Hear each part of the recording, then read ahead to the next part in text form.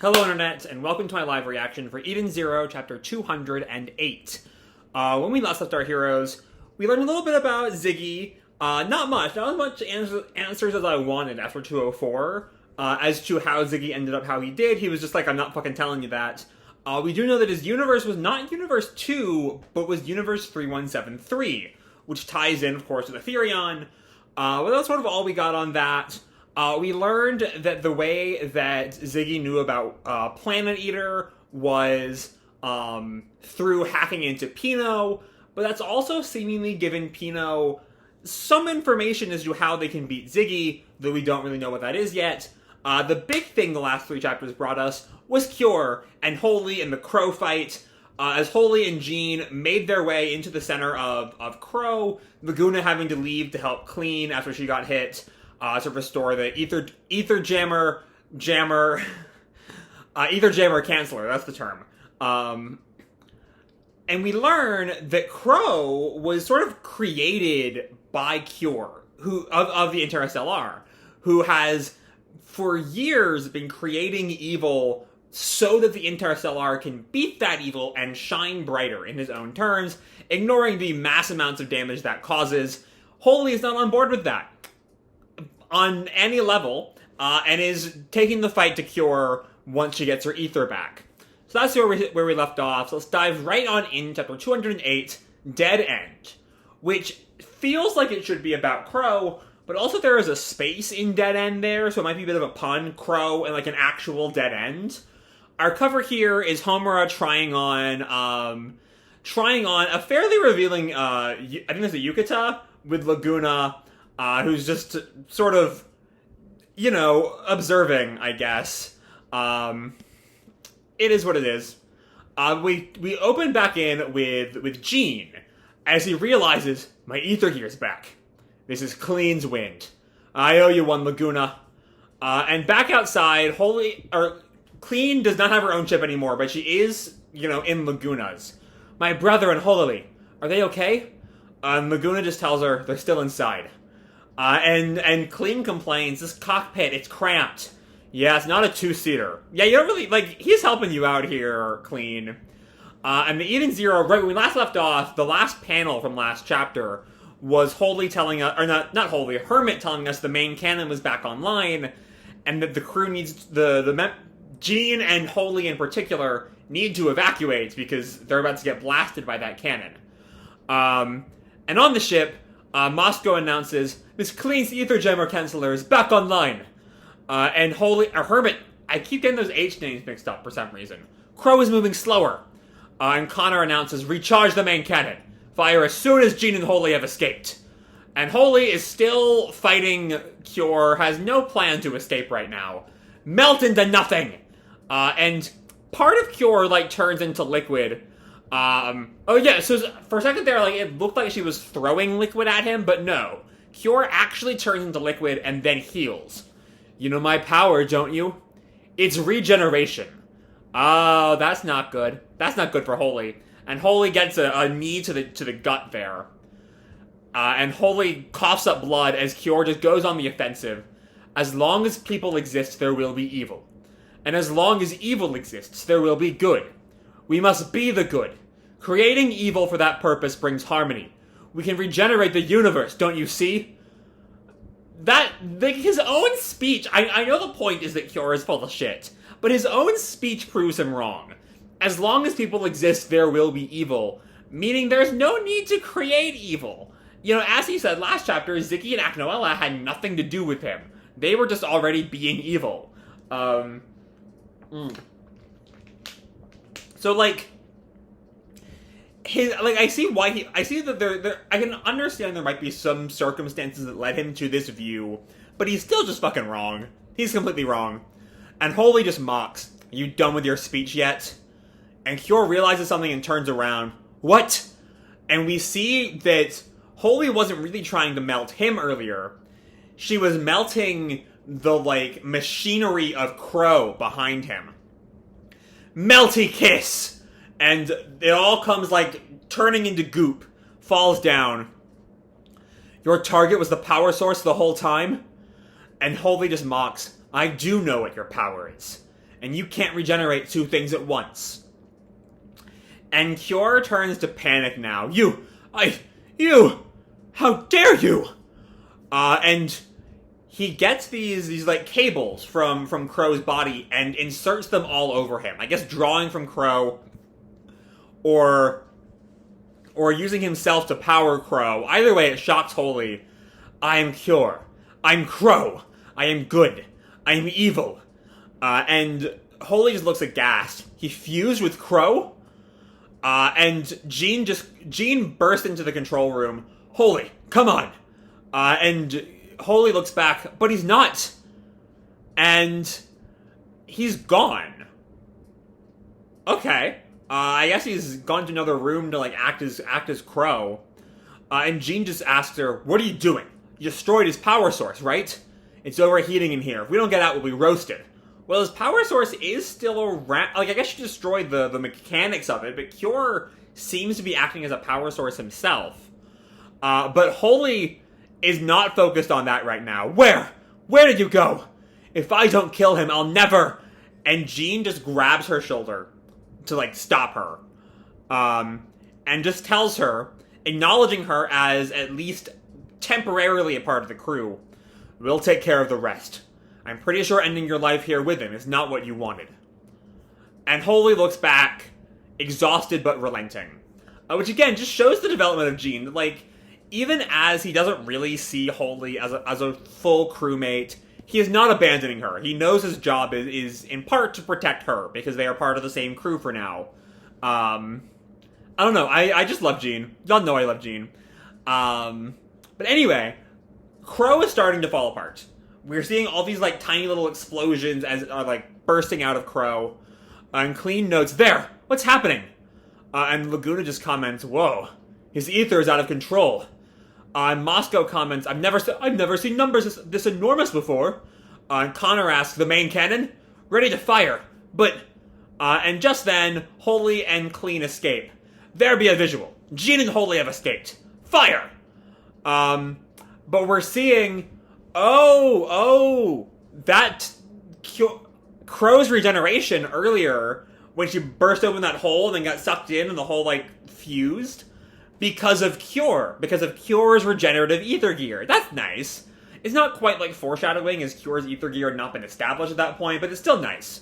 Anyway, no. The armor wholly melted is regenerating. We won't hit the core. And Crow is just cackling. Gah! Even as he's starting to explode. Worthless.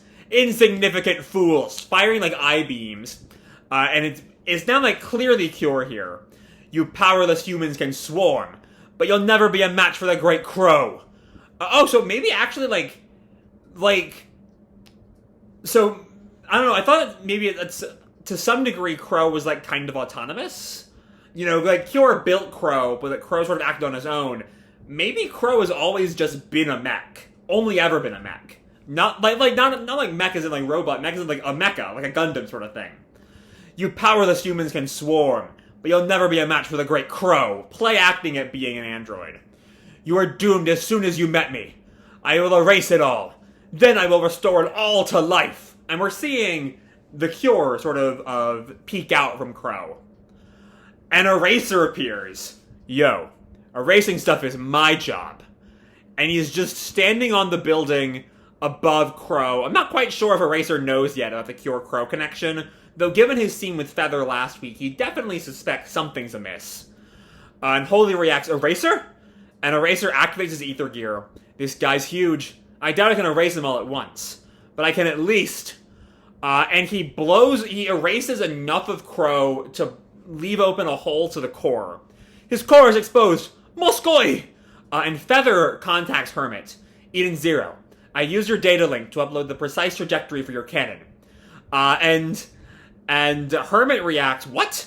The Interstellar Union Army is helping us?" I mean, Holy already was, but that was admittedly a bit of a standalone procedure. "Please hurry. Crow is ready to attack." And Crow/Cure goes on, "This is where your lives hit a dead end!" And Connor announces, "Fire!"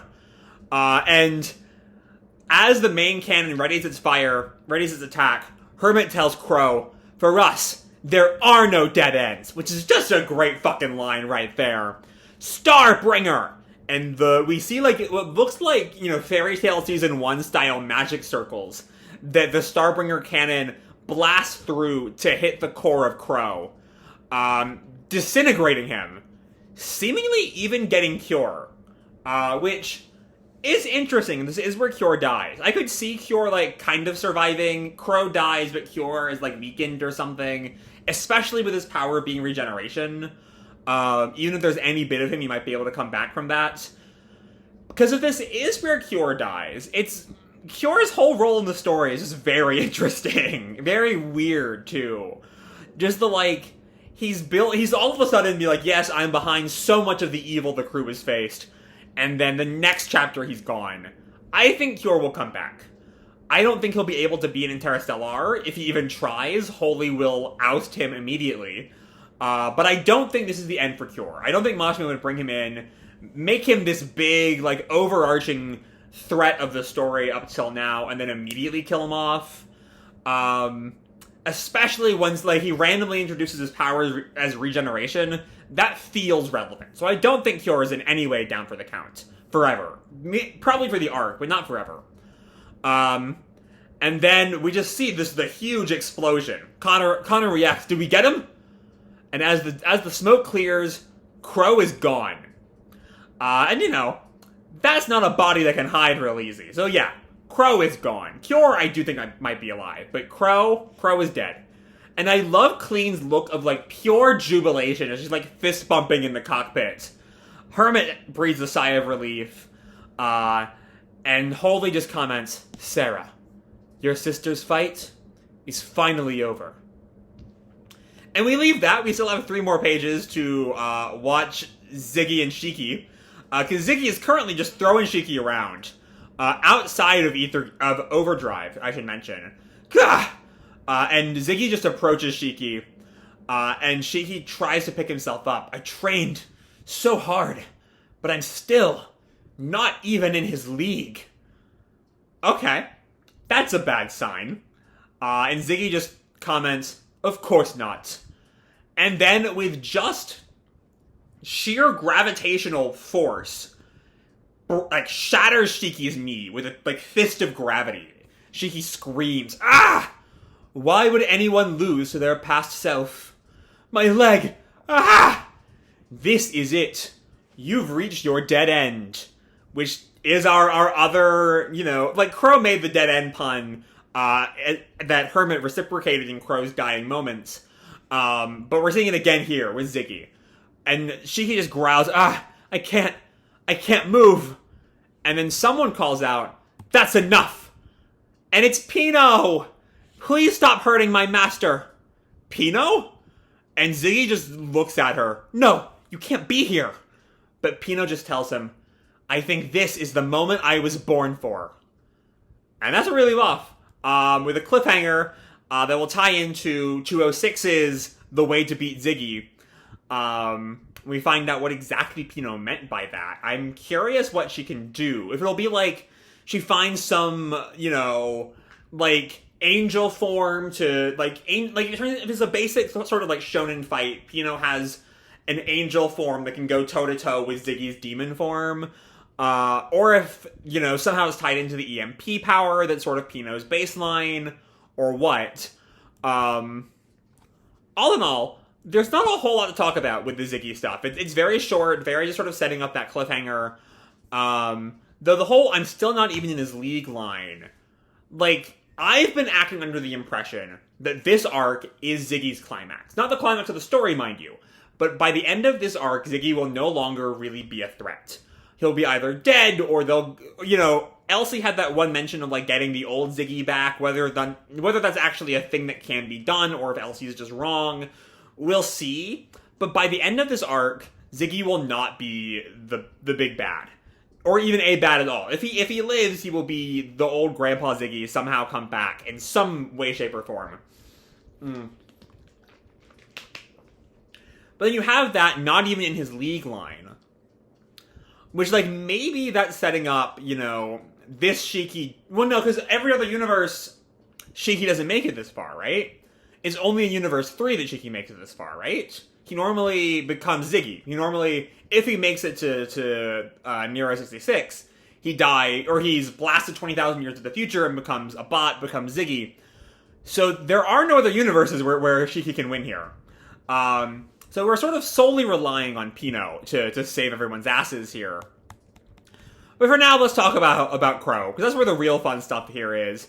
And honestly, it's great. I do love Hermit's "For Us There Are No Dead Ends" line. It's not as great as Shiki's victory line to Shora back in the Aoi War of like, we're not aiming for the top, me and my friends are going forward, which is my favorite line in the series, and maybe my favorite Majima line, just in general. But I do love, this is where your lives hit a dead end, and Hermit tells him, "For us there are no dead ends," that's a badass line. That is a badass line from Hermit. And we stand. And yeah, for Crow, this is a very satisfying end for Crow. I think this is like, especially as Crow, we found out more and more that Crow wasn't really a person, but was like the way that Cure, his latest darkness. I think this is a very satisfying end for Crow. The entire team, including Eraser, works together to finally get that big hit in. It's damn good there. Cure, however, I hope this isn't quite the end for Cure. Cure is too interesting a character for me to really want him to be gone already, especially because he's only really been a character for 2 chapters, while also trying to convince us that he's this, force of all evil that created both Draken and Nero, which the Draken thing also gives us some questions, because, like, Draken is centuries old. So, like, at what point was Cure manipulating Draken from the beginning? Could Cure have been behind that weird orphanage? I don't remember the orphanage storyline enough. The little, like, snippets we got of Draken's memories to really say it's possible that was all Cure's doing. But, like, I feel like there are still stories to explore with Cure. Whereas for Crow was always just sort of pure, like, maniacal evil, and so I don't really need to see more of him. The way he's taken down is fun, is really good, ties into the whole crew working together along with Eraser. And like, but Cure, I just think there's too much left to explore with Cure for him to be dead here. Especially like, if he's dead already in the Interstellar and never really has to deal with any of Cure's evil, I don't know. I'm hoping there's more for Cure, but this is a very satisfying end for Crow. From Holy being able to outsmart Cure to like start Crow's destruction, to Eraser stepping in to on Feather's advice, sure, but also to like help his friend Holy. And then just that Hermit line, "For us there are no dead ends," as she fires the Starbringer and turns Crow to dust. It's great. Like, and honestly, I just fucking love Clean's look of pure joy, the like fist pump she's midway through in the cockpit. That's just such a pure expression. I love it. And then Holy has her, "Your sister's fight is finally over," and it's just, yeah, there's still plenty left to do on Lendard. Agnoella is still kicking. Ziggy, of course. Though, given the way the story has really been focusing on that Ziggy fight, and that is, clearly the climactic fight of this arc, I'm curious how the Justice Agnoella stuff is going to fit in. I don't know. There's still a lot to see in the Kaide War. I think the Kaide War is, well past the halfway point now, but like not that far past the halfway point. There still is 2 members of the Galactica, one of whom being fucking Ziggy to deal with. Though with Pino's plan, we'll see how that might work to get rid of Ziggy once and for all. Though I don't think we're really going to reach that point anytime soon, not without answers as to how Ziggy became who he is. If Pino's right, she might just be what we need to turn the tide. So with that said, I'm going to leave this video off here. Hope you'll enjoy the chapter and the video itself. If you did, feel free to drop me a like or subscribe, or, do whatever makes you happy, And as always, your life is your own, okay? Bye!